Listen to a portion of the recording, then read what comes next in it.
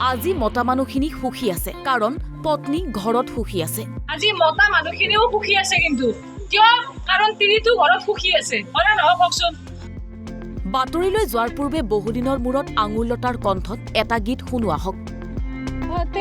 বগাব পাৰো মই পৰ্বতে পৰ্বতে বগাব পাৰো মই লতানো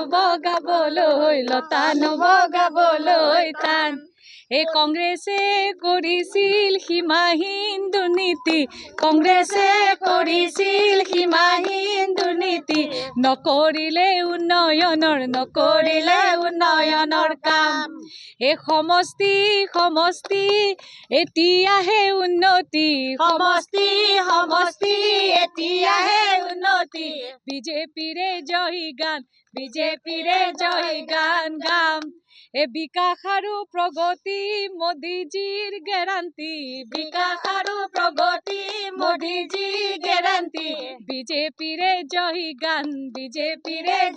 গান গাম। কেনে?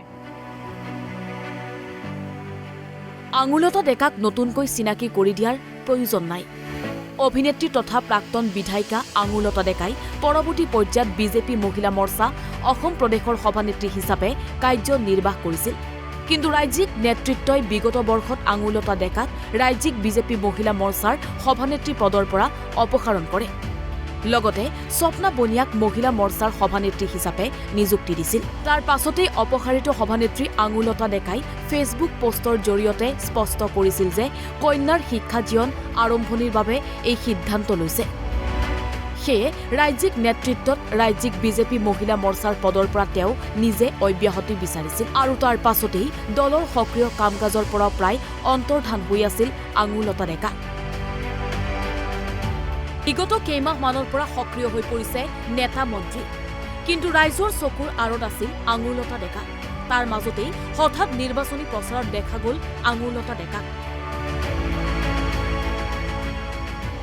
দৰং ওদালগুৰি সমষ্টিৰ বিজেপি প্ৰাৰ্থী দিলীপ শইকীয়াৰ হৈ নিৰ্বাচনী প্ৰচাৰ চলালে প্ৰাক্তন বিধায়িকাগৰাকীয়ে। ভেৰগাঁৱত গীত গাই নাচি বাগি অনন্য ৰূপত নিৰ্বাচনী প্ৰচাৰ আঙুৰলতা ডেকাৰ।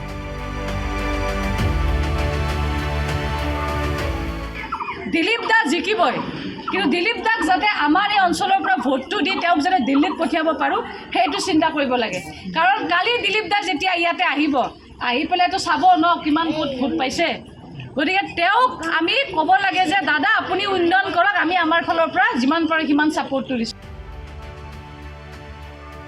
ভেৰগাঁৱৰ পৰা পল্লৱ দাস, অসম লাইভ 24।